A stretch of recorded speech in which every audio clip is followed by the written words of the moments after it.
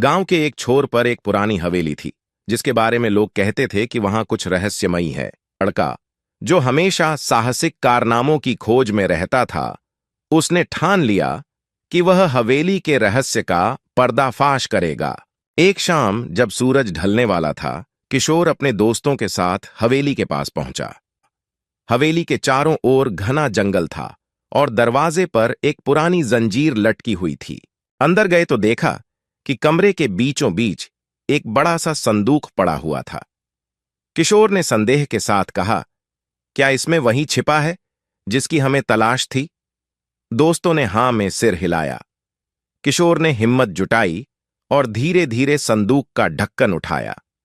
अंदर एक पुरानी डायरी रखी थी। वे अंदर गए तो देखा कि कमरे के बीचों बीच एक बड़ा सा संदूक पड़ा हुआ था।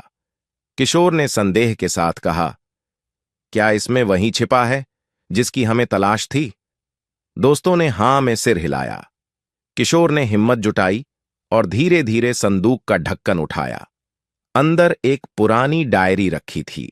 अचानक हवेली की सारी बत्तियां जल उठीं। दोस्तों ने घबराकर एक दूसरे की तरफ देखा। तभी एक भारी आवाज गूंजी, तुमने जो खोला है उसे बंद करना अब तुम्हारे बस की बात नहीं।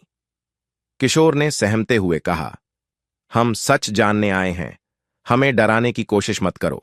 किशोर की आवाज गूंजते ही हवेली में सन्नाटा छा गया। सबकी आंखें डर और जिज्ञासा से भर गई थीं, लेकिन किशोर ने अपने डर को काबू में रखते हुए आगे की पंक्तियां पढ़नी शुरू कीं।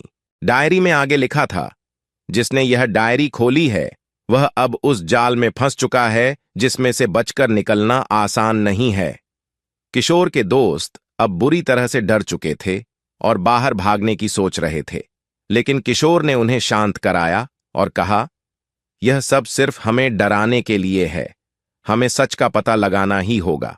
किशोर ने आगे पढ़ा कि हवेली का मालिक एक लालची जमींदार था, जिसने छल और धोखे से गांव के गरीब किसानों से उनकी जमीनें छीन ली थीं।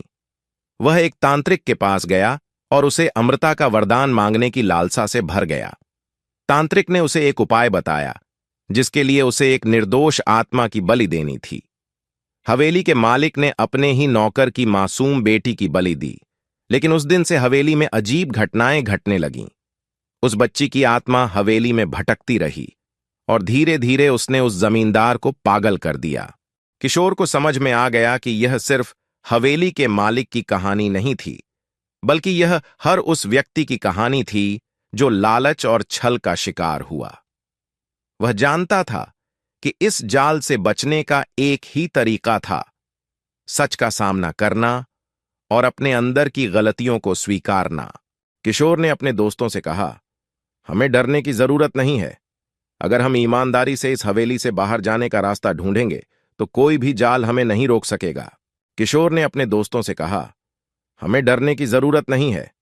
अगर हम ईमानदारी से इस हवेली से बाहर जाने का रास्ता ढूंढेंगे तो कोई भी जाल हमें नहीं रोक सकेगा।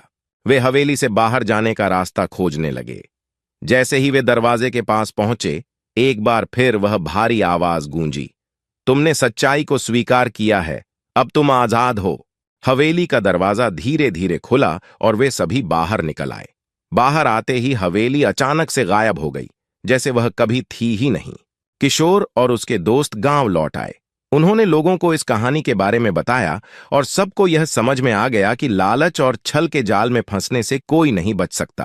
किशोर के इस अनुभव ने उसे और उसके दोस्तों को यह सिखाया कि हमेशा सच का साथ देना चाहिए, चाहे वह कितना भी कठिन क्यों ना हो।